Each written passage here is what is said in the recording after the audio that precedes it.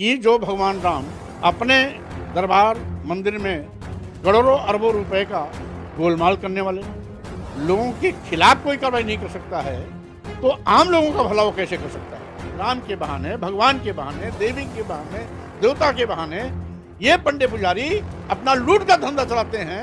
ये धर्म नहीं है, ये धंधा है। चंपत राय जी के फंसने का मतलब इसकी लपट माननीय प्रधानमंत्री तक जाती है।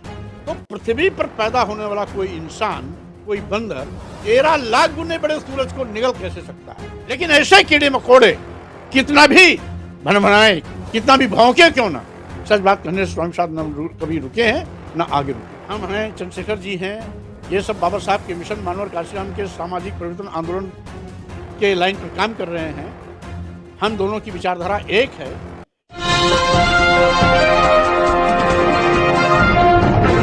साथियों नमस्कार, मैं हूं नीरज पटेल और आप देख रहे हैं नेशनल जनमत। उत्तर प्रदेश की सियासत में भूचाल मचा देने वाली चंदा चोरी में छोटी छोटी मछलियां पकड़ी जा रही हैं, बड़ी मछलियों को छोड़ दिया जा रहा है। मेरे साथ स्वामी प्रसाद मौर्य जी हैं, पूर्व मंत्री हैं, अपनी जनता पार्टी के राष्ट्रीय अध्यक्ष हैं। सवाल तमाम लोगों ने उठाए, लेकिन स्वामी प्रसाद मौर्य जी ने जो सवाल उठा दिए उससे पता नहीं क्यों मनुवादियों को मिर्ची लग गई। तो क्या मानते हैं इस पूरी चंदा चोरी के खेल में किसको बचाने की कोशिश हो रही है? देश का सबसे चर्चित मुद्दा है अयोध्या स्थित राम मंदिर की चोरी का, जिसमें करोड़ों करोड़ रुपए वहाँ के देख रेख करने वाले लोग डकार गए, चोरी कर ले गए।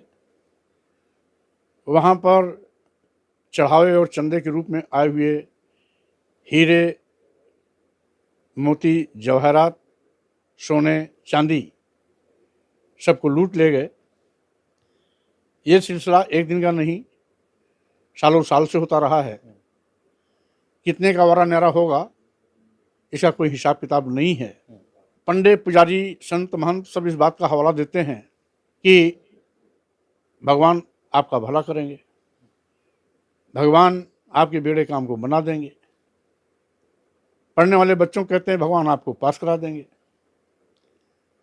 तो जो भगवान सबका भला करता है, सबका कल्याण करता है, अपने ही दरबार और मंदिर में हुए इस भयंकर चोरी डकैती को लूटने वाले चोरों और डकैतों के खिलाफ कोई कार्रवाई नहीं कर पाया।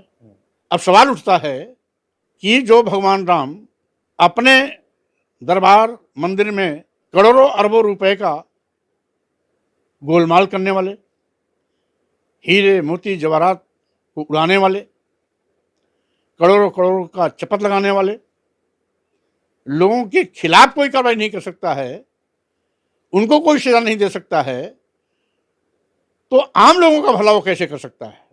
अब इस पर लोगों को मिर्ची लगी और अब वो चोरों को सजा दिलाने के बजाय सारे के सारे मनवादी व्यवस्था के लोग मेरे ऊपर टूट पड़े।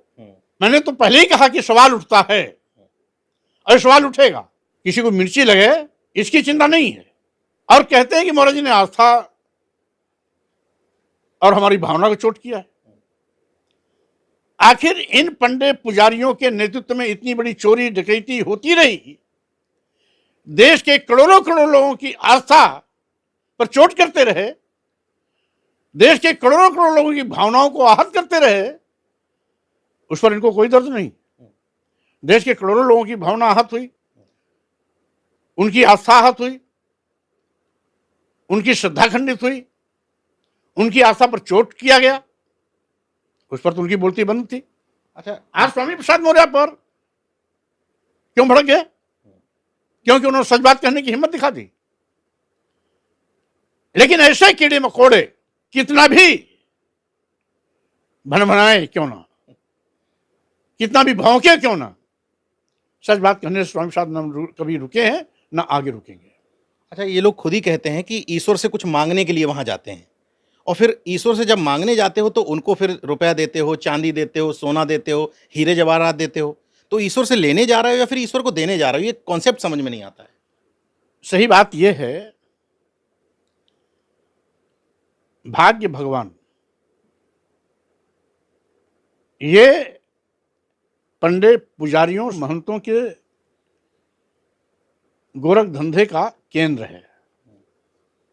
इनका इसके माध्यम से लूट का धंधा चलता है। भाग्य भगवान का भय दिखा करके लोगों में दहशत पैदा करते हैं और भाग्य भगवान आपका ये बिगड़ जाएगा, भगवान आपका ये सत्यानाश कर देंगे, ये कह करके लोगों से दान दक्षिणा लेते हैं और उनका कल्याण करने का वादा करके कि भगवान आपका भला करेंगे, इसलिए वो उनके इस बहकावे में आकर के चढ़ावा चढ़ाता है। अपनी हैसियत के मुताबिक कोई दान दक्षिणा देता है, कोई रुपया देता है, तो कोई सोना चांदी हीरा देता है। तो स्वाभाविक रूप से आज ये पंडित पुजारियों की वो पोल खुल रही है कि जिस भाग्य भगवान को आगे करके वो धंधा चलाते थे, वो लूट का एक अड्डा है। और ये तो बहुत छोटी चोरी है। ये तो कोई कहता है 500 करोड़ का चोरी है, कोई कहता है 800 करोड़ की चोरी है। हमें याद है माननीय लाल कृष्ण आडवाणी जी इस पूरे देश में राम मंदिर बनाने के लिए रथ यात्रा की थी, ईंट पूजाया था, गांव गांव में ईंट पूजी गई थी। लोग हैसियत के मुताबिक उसमें चढ़ावा चढ़ाए थे, कोई पैसा दिया था, तमाम महिलाएं औरतें अपना गहना दी थी, तमाम सेठ साहूकार सोने चांदी दिए थे, तमाम बड़े बड़े पूंजीपति बड़ी रकम दिए थे। 91 से लेकर के राम मंदिर बनने के सुप्रीम कोर्ट के निर्णय के आने के पहले तक अरबों खरबों रुपया इकट्ठा हुआ था, वो कहां चला गया? आज तक उसका हिसाब किताब नहीं हुआ। इसलिए मैं कहना चाहता हूं, राम तो बहाना है, मुख्य रूप से राम के बहाने, भगवान के बहाने, देवी के बहाने, देवता के बहाने ये पंडित पुजारी अपना लूट का धंधा चलाते हैं। ये धर्म नहीं है, ये धंधा है। और उस धंधे के चलते ये लोगों को राम या भगवान या देवी या देवता का भय दिखा करके, दहशत पैदा करके अपना उल्लू सीधा करते हैं। सही बात तो ये है, और इसीलिए मैंने सच को उजागर किया, इनको मिर्ची लगी। 8 जिन लोगों को अभी तक गिरफ्तार किया गया है वो कोई बड़े नाम नहीं है, कोई ड्राइवर था, कोई पैसा गिनने वाला था।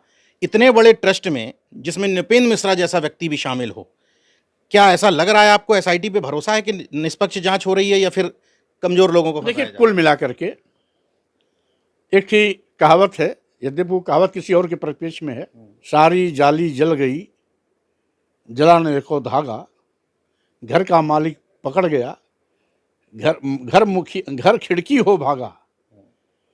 तो जो इसका सरगना है,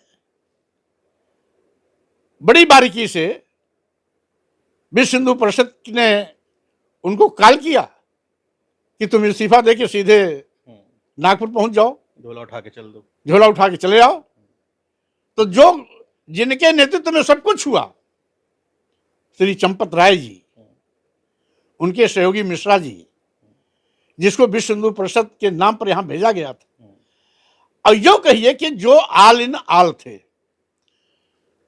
माननीय सर्वोच्च न्यायालय के निर्देश के क्रम में जब ट्रस्ट बना तो मंदिर निर्माण हेतु खुदाई से लेकर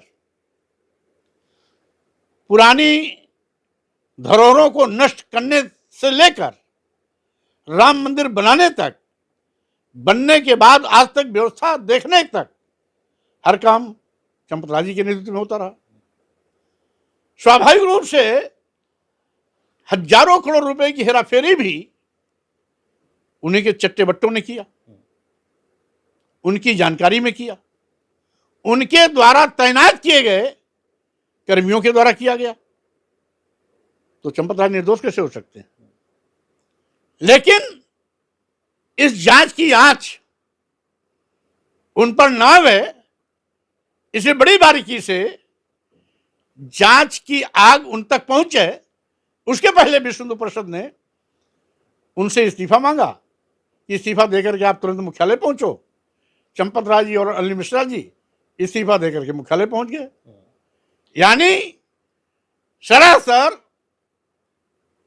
सरगनाओं को बचाने का एक तिकड़म है, साजिश है।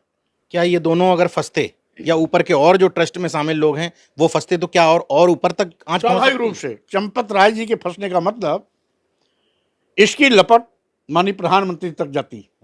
नृपेंद्र मिश्रा अध्यक्ष बने बैठे ही। नृपेंद्र मिश्रा जी ट्रस्ट के अध्यक्ष हैं, कहीं ना कहीं वो भी इससे प्रभावित होते हैं। साथ ही साथ इसमें और कितने बड़े बड़े घाघ हैं इसका भी खुलासा होने का अंदेशा था। न रहे बांस न बजे बांसुरी, ना मौके पर मिलेंगे चंपत राय, ना बात आगे बढ़ेगी, ना बड़े बड़े घाघों का खुलासा होगा। एक और बयान आपका इस समय चर्चा में है, आपने वो सूरज निगलने वाली बात कह दी कि कैसे इतने बड़े सूरज को कोई निगल सकता है, क्या है इस? भाई स्वाभाविक से एक बहुत ही विचारणीय विषय है। ये जग जाहिर हो चुका है कि सूरज पृथ्वी से 13 लाख गुना बड़ा है।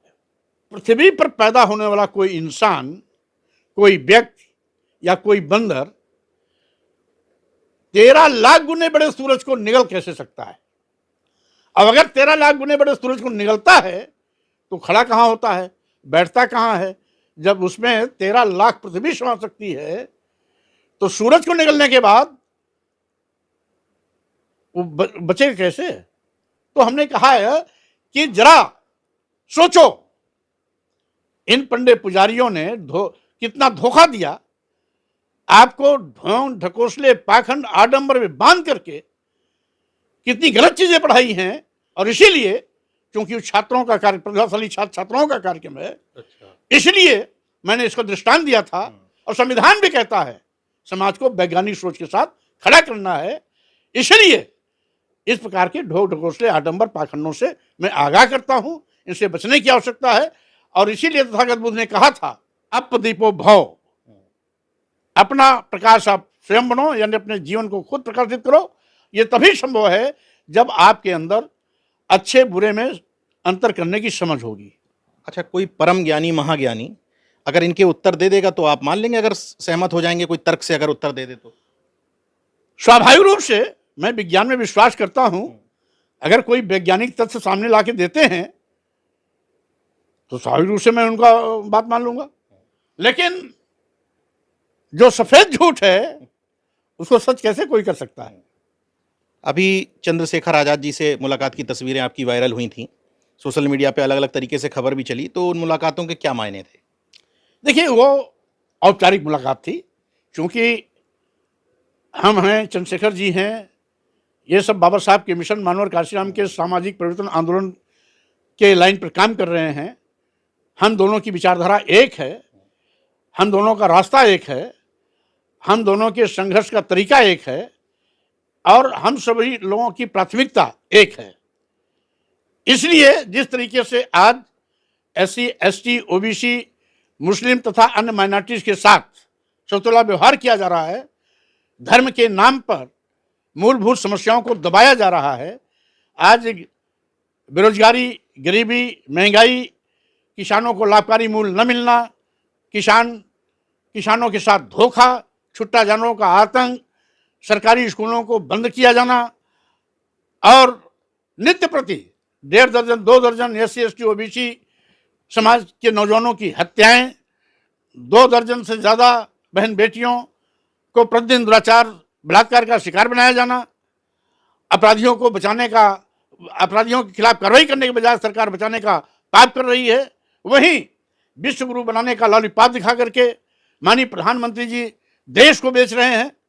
जिन सरकारी विभागों में नौजवानों को सरकारी नौकरियां मिलनी चाहिए, उन सरकारी विभागों को एक एक करके माननीय प्रधानमंत्री जी अरबों खरबों की संपत्ति अपने चहेते उद्योगपतियों के हवाले कर रहे हैं। देश के सभी बंदरगाह, एयरपोर्ट, एयर इंडिया, अधिकतम रेलवे स्टेशन, कई दर्जन ट्रेनें, LIC जैसी बड़ी संस्था आज अदानी तथा अन्य देश के बड़े पूंजीपतियों के हवाले कर दिया। दुर्भाग्य है कि जहां देश के नौजवानों को रोजगार दिलाने के लिए रोजगार का रास्ता प्रशस्त करना चाहिए, रोजगार के दरवाजे खोलने चाहिए, रोजगार के अवसर पैदा किए जाने चाहिए, वहीं पर जहां से रोजगार मिलता है उन्हीं विभागों को सरकार बेचने पर आमादा है। तो स्वाभाविक रूप से हम सब एक मुद्दे पर काम कर रहे हैं। इसलिए जब एक मुद्दे पर राहगीर कोई राहगीर एक रास्ते पर चल रहे हैं और दोनों का रास्ता एक ही है, तो मुलाकात तो समय समय पर होना ही है। और उसी क्रम में ये मुलाकात हुई। और साथ ही साथ क्योंकि चुनाव नजदीक है, तो हम कोशिश करेंगे कि समान विचारधारा के लोग भी एक प्लेटफॉर्म पर खड़े हों। बहुत सारे लोग इस दौर में साइंटिफिक बात करने की कोशिश करते हैं, लेकिन बाद में जीभ फिसलने की बात कह करके या धोखे से निकल गया कह करके बात घुमा देते हैं। स्वामी प्रसाद मौर्य जी जो बात कह देते हैं उस पर अडिग रहते हैं, सीधे सीधे चुनौती देते हैं कि किसी में हिम्मत हो तो आकर के उनकी बात को गलत साबित करे। बहरहाल, राम मंदिर चंदा चोरी में बीजेपी बुरी तरीके से फंस चुकी है। योगी आदित्यनाथ जी अपने भाषण में भले ही ये दिखाने की कोशिश करें कि वो इससे मुक्त हैं, लेकिन हकीकत ये है कि आस्था के इस महाजंजाल में भारतीय जनता पार्टी की गर्दन फंस चुकी है। बाकी देखते रहिए नेशनल जनमत, जागरूक और सजग बने रहिए। जय विज्ञान, जय संविधान, जय लोकतंत्र। धन्यवाद।